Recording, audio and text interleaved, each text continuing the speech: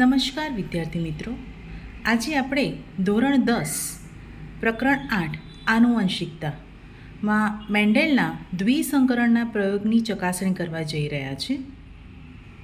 એક લક્ષણનું નિયમન કરતા જનીનો બીજા લક્ષણનું નિયમન કરતા જનીનોથી સ્વતંત્ર હોય છે. આ નિયમ દ્વિસંકરણ પ્રયોગ આધારિત છે.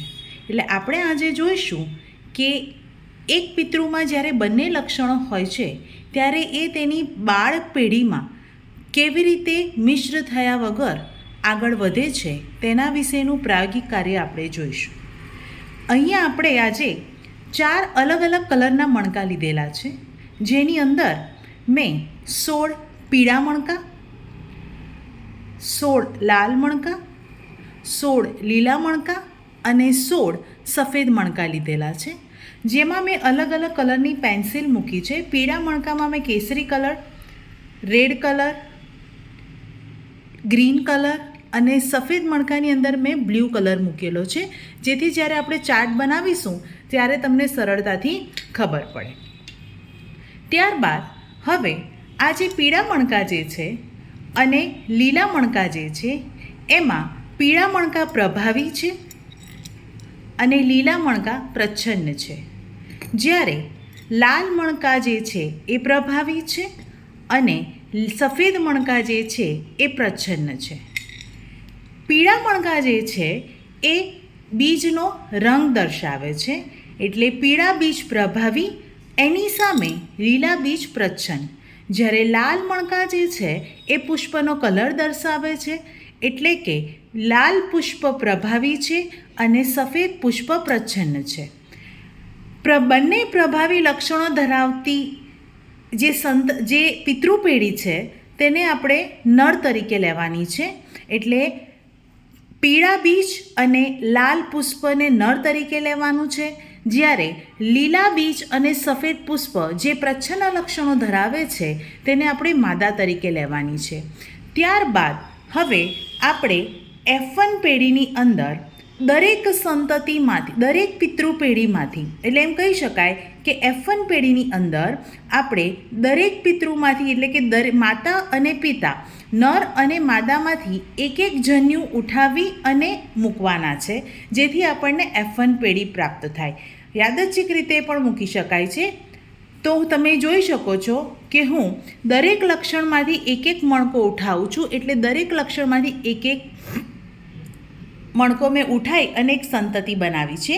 તો તમે જોઈ શકો છો વિદ્યાર્થી મિત્રો, તમને અહીંયા 4 કલરના મણકા જોવા મળે છે. એ જ વસ્તુને હવે આપણે ચાર્ટ થ્રુ બતાવું છું. તમને જોઈ શકો છો, તમે જુઓ, પિતૃ પેઢીની અંદર પીળા બીજને આપણે કેપિટલ Y તરીકે લઈએ છીએ, લાલ પુષ્પને આપણે કેપિટલ R તરીકે લઈએ છીએ, લીલા બીજ સ્મોલ y અને સફેદ પુષ્પ સ્મોલ r. આ પ્રભાવી છે એટલે કેપિટલ અને આ પ્રચ્છન્ન છે એટલે આપણે એને સ્મોલ લિપિમાં લઈએ છીએ. F1 પેઢીની અંદર આ ચારેયમાંથી એક એક જન્યુ જે છે એ ભેગા કરીએ છીએ આપણે, જેમાં આપણને capital Y, small y, capital R અને સ્મોલ r પ્રાપ્ત થાય છે. કેપિટલ Y અને સ્મોલ y સાથે છે, પણ કેપિટલ Y પ્રભાવી છે એટલે બીજ આપણને પીળા રંગના પ્રાપ્ત થાય છે, જ્યારે કેપિટલ R અને સ્મોલ r પણ સાથે છે, પણ કેપિટલ R પ્રભાવી છે માટે પુષ્પ જે છે આપણને લાલ પુષ્પ પ્રાપ્ત થાય છે. તમે જોઈ શકો છો અહીંયા આપણને એ જ પ્રમાણેના મણકા પ્રાપ્ત થયા છે, જેની અંદર એક પીળો મણકો જે કેપિટલ Yનું સૂચન કરે છે, લીલો મણકો જે સ્મોલ y દર્શાવે છે, લાલ મણકો જે છે એ કેપિટલ R દર્શાવે છે અને સફેદ મણકો જે છે એ સ્મોલ r દર્શાવે છે.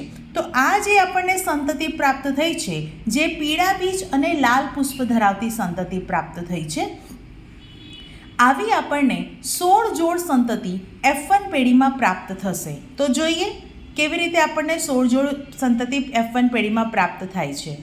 તો વિદ્યાર્થી મિત્રો, તમે જોઈ શકો છો અહીંયા આપણને F1 પેઢીમાં 16 જોડ સંતતિ, જેની અંદર 4 કલરના મણકા પ્રાપ્ત થયા છે, એટલે કે capital Y, small y, capital R, small r, જે પીળા બીજ અને લાલ પુષ્પનું નિદર્શન કરે છે.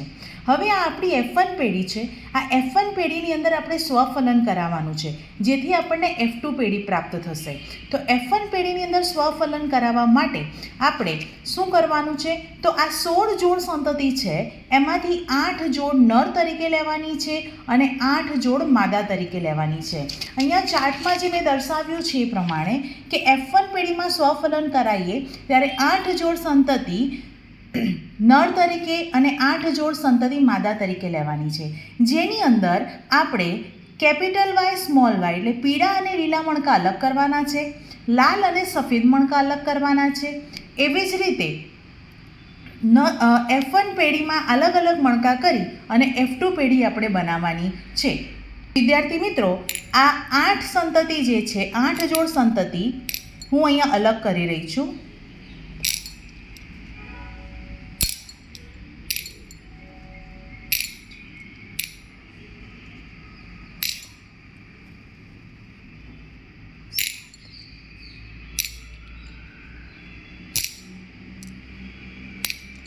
આઠ જોડ સંતતિ મેં અલગ કરી છે અને આ 8 જોડ સંતતિ અલગ કરી છે. ત્યારબાદ હવે આ જે 8 જોડ સંતતિ અલગ કરી છે તેમાંથી આપણે પીળા અને લીલા મણકા જે છે એને એક બાજુ કરી દેવાના છે, જેથી પીળા રંગના બીજ અને લીલા રંગના બીજ પ્રભાવી અને પ્રચ્છન્ન લક્ષણ જે છે એ એકસાથે આપણને પ્રાપ્ત થાય. આવી રીતે વિદ્યાર્થી મિત્રો, અહીંયા આપણને આ રીતે 16 અલગ અલગ પ્રકારની સંતતિ પ્રાપ્ત થાય છે. તો હવે આની ગણતરી કરવા માટે આપણે સૌપ્રથમ કોઈક મણકાની એક સંતતિની જોડ ઉઠાવીએ. તો હવે આપણે આ જોઈએ. ધારો કે આની અંદર આપણને 2 પીળા મણકા મળ્યા છે એટલે 2 કેપિટલ વાય દર્શાવે છે અને 2 લાલ મણકા મળ્યા છે એટલે 2 સ્મોલ આર દર્શાવે છે. હવે એને કેવી રીતે ગણતરી કરું એ યાદ રાખવા માટે એક સરળ અહીંયા એક રીત બતાવું છું કે અહીંયા આપણે 3 વખત 2 કેપિટલ વાય લખવાનું છે અને 3 વખત કેપિટલ વાય સ્મોલ વાય લખવાનું છે અને 3 વખત સ્મોલ વાય લખવાનું છે. તેની અંદર હવે આપણે કેપિટલ આર સ્મોલ આર આમ ત્રણેય અલગ અલગ પ્રકારનું જે બંધારણ છે આપણે બધાની સાથે સિક્વન્સમાં જ જોડી દેવાનું છે. આવી રીતે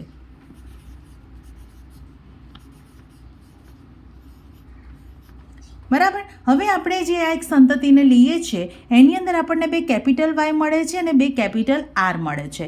બરાબર. 2 પીળા મણકા અને 2 લાલ મણકા. તો આપણે એને એક એકને ઉઠાવતા જઈએ અને ગણતા જઈએ. તો આને આપણે સાઈડ પર મૂકીએ. તો આપણે અહીંયા જો આની અંદર આપણે શોધવાનું છે કે કેપિટલ વાય અને કેપિટલ આર વાળી સંતતિ આ છે, એની સંખ્યા આપણે નોંધતું જવાનું છે કે આવું જનીન બંધારણ આપણને કેટલી સંતતિમાં મળે છે. તો અહીંયા આપણે 1 લઈએ છીએ. હવે અહીંયા બીજું જોઈએ કે 2 કેપિટલ વાય છે અને 2 સ્મોલ આર છે. તો અહીંયા એની સંખ્યા પણ આપણને 1 મળે છે.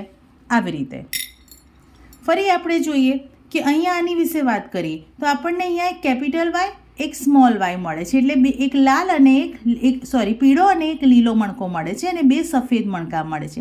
કેપિટલ વાય સ્મોલ આર એની સંખ્યા આવી રહી.